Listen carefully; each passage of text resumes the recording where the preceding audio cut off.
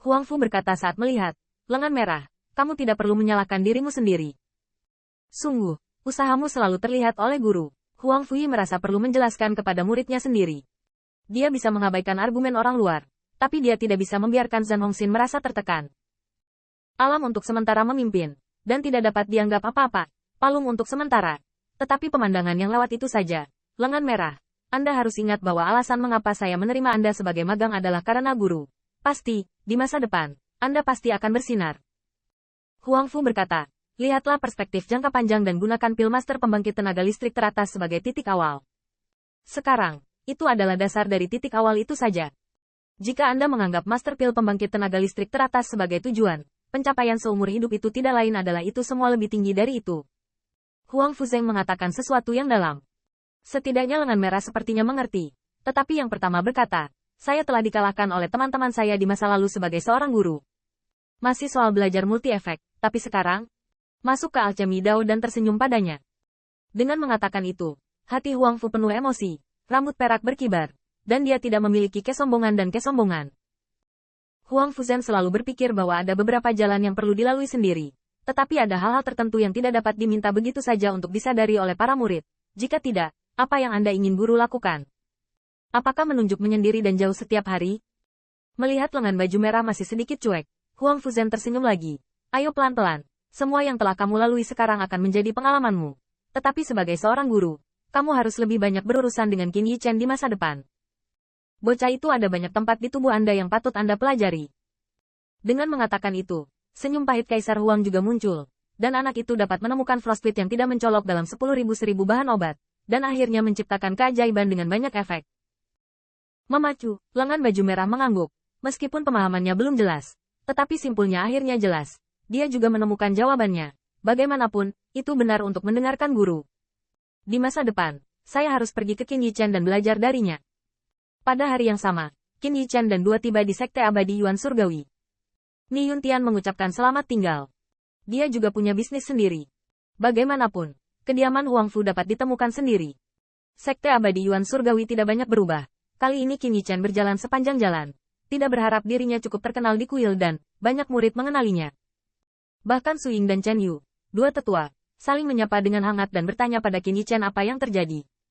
Dan Qin Yichen tidak mengatakan bahwa dia menghadiri sekte abadi atas nama kuil dan Anda. Bagaimanapun, hal-hal belum diselesaikan, hanya Huang Fu senior yang mencari sesuatu. Dua tetua menyaksikan kepergian Qin Yichen, dan mereka cukup iri dengan pemandangan itu. Mereka juga ingin lebih banyak berhubungan dengan Huang Fuyu. Masih di tengah awan, Qin Yichen berdiri di luar awan untuk mengatur pakaiannya. Dengan hormat berkata, Junior Qin Yichen, tolong temui senior Huang Fu. Silahkan masuk. Suara kasar Huang Fu datang, dan awan menghilang. Tetapi yang tidak diharapkan Qin Yichen adalah bahwa saat ini, Zhan Hongxian dengan sukarela berlari menuruni tangga batu untuk menjemputnya. Ada pil master, Qin Yichen hanya ingin mengembalikan hadiah itu, tetapi dia tidak ingin menunjukkan lengan baju merahnya. Dan dia mengangkat, kamu, juga di atas. Alasan mengapa Zhan Hongxiu turun untuk menyambutnya adalah karena ajaran guru. Tetapi yang tidak dia duga adalah bahwa Qin Yichen sudah menjadi ahli pil. Bahkan Huang Fui terpana oleh nafas ini, berdiri di Yating, menghadap Qin Yichen, dan mengerutkan kening karena terkejut. Anda tahu, Nihang hanya memberitahunya tentang Set Budan. Dia tidak mengatakan bahwa Qin Yichen telah menerobos. Dalam Perang Dunia Hongyu Utara, meskipun Ni Yuntian bertempur berdampingan, perhatiannya terfokus pada kekuatan marsial Dao Sheng Wudan dan Qin Yichen. Belum lagi Ni Yuntian. Berapa lama waktu yang dibutuhkan untuk Huang Fu? Sudah kurang dari 2 bulan sejak terakhir kali kami bertemu.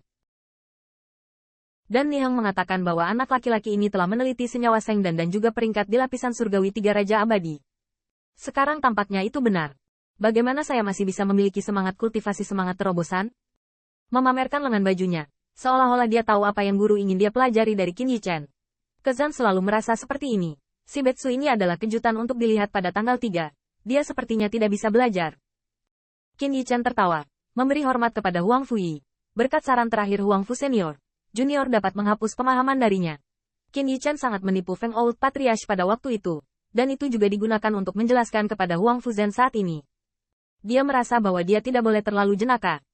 Namun, lengan baju Zhan Hong menjadi heran. Dia tidak bisa menghapus pemahaman dari instruksi guru kepada Qin Yichen untuk meningkatkan kultivasi roh.